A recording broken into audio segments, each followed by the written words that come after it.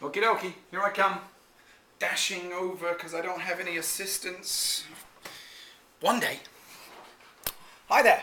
Congratulations. The fact that you're watching and listening to me means you're still actively engaged in your health and wellness, health and fitness program. Actually, you could be a guest because I'm going to send out an invitation. If you have not achieved about a £1 a week weight loss, please let me know. You should be there. Some of you have actually averaged 2. We're about 10 weeks into it, I think. No, 7 or 8 weeks into it. I've got some people over 20 pounds. So if you are not achieving that, please let me know. It is completely 100% doable. Hopefully everyone got the email on Friday, and I'm going to shift gears on you everyone again. I'm not going to talk about my epiphany about love is the answer to everything, because this week I had a breakdown. And my personal opinion is breakdowns are specifically created to have a breakthrough. And so I want to talk about nutrition. And it could be a challenge for people when they look at me now and I train somebody at the gym or they see me in public and they say, well, you know, it's easy for you because you're you. And I say, well, no, you got to remember that 10 years ago I weighed 50, 60 pounds heavier than I am right now. I was 225, 230. So I have been where a lot of people have been. I was obese. I personally call myself a lazy fat pig. What I'm going to do is I'm going to show you a book. This will all make sense. This title of this book is the best title I've ever seen. How I Raised Myself from Failure to Success in Selling. And it's Frank Bettger is the author. And Dale Carnegie said the most helpful and inspiring book on salesmanship that I've ever read. So that's a pretty good, approval there, Dale Carnegie. How I Raised Myself from Failure to Success in Selling. And it's a brilliant read. And the thing I like about it the most is I've been to a lot of speaking engagements. I've seen motivational speakers, inspirational speeches, lunches, dinners, you name it. The only people I can really relate to are people that I can go, oh, you've been there. You understand my pain. I have a tough time with pontificators that will say, you should do that, and you should do that, because I'm telling you, rather than people saying, guess what? I was, as he says, a failure, and I worked up to success, and this is how I did it. I'm in that same position. I was a failure when it came to health and fitness and nutrition, and now I'm not a success, I'm working my way towards a success. I personally think we should all one day write a book that says how I went from failure in, fill in the blanks, to success in, fill in the blanks, parent, friend, whatever it could be, businessman. So, I gotta scoot along.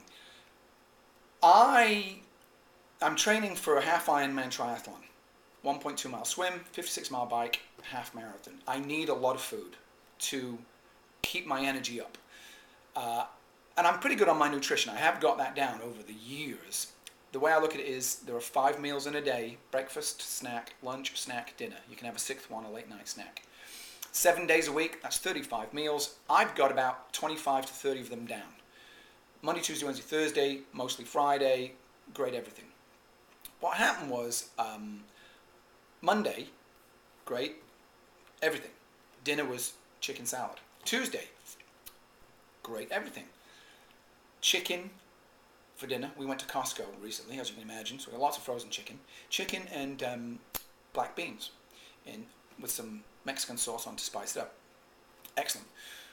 Wednesday, thought it was going to be chicken and rice. Changed plans to chicken and potato and a sweet potato. Ended up, it was chicken and pinto beans, and we baked an onion in the oven. I thought it was going to be onion baked with potatoes. So I've gone 3 days now with no carbohydrates, no starches. And I'm not saying that could be a good thing depending upon people's circumstances, but for me, I need the energy because I'm working a lot and working out a lot. Well, it's 8:45 Wednesday night, and Lisa and I watching the Tour de France. Quinlan's gone to bed, and I got up and I was on a mission. So I'm going to stop on that mission and let you know about Mel as a human being.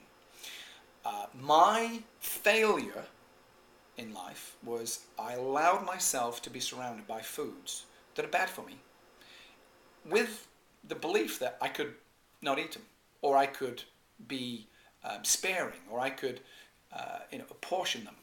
No. Ice cream is a perfect example. If there's ice cream in the freezer, I'm going to eat it. Whether it's a pint of Haagen-Dazs or Ben & Jerry's, or it's a gallon of Publix vanilla, boring, ugh, I'm going to eat it. I take it as a personal mission. It's gone. So I know I have no self-restraint. It's just that simple. When it comes to stuff that's bad for me, well, here's an example where this is not a matter of self-restraint. This was I did not provide my body with the right amount of food or energy to lead my normal life. So 8:45 comes along and I look in the pantry, because we normally have some dark chocolate squares. They're gone. Ooh, nervous. I look in the fridge. Fruits, yogurt, applesauce, all healthy stuff. Not going to work. Open the freezer. And up until I didn't realize this, but there'd been a small stash of Hershey's Kisses from Easter. And I think I finished the last one off, might have been Monday or the weekend. So there's nothing in the house. Frozen berries, all kinds of good stuff. Wasn't going to do it for me. I've never seen a cocaine or a crack heroin addict or something like that, but I bet you that's what I looked like. I started pulling stuff out of the freezer. Ice was out, frozen berries, vegetables, ice packs. And there it was, stuck at the back, a pack of 3 chocolates. $1 they were. They were from Easter. Don't tell me what flavor they were because I didn't taste them. They just went, oh. I inhaled them.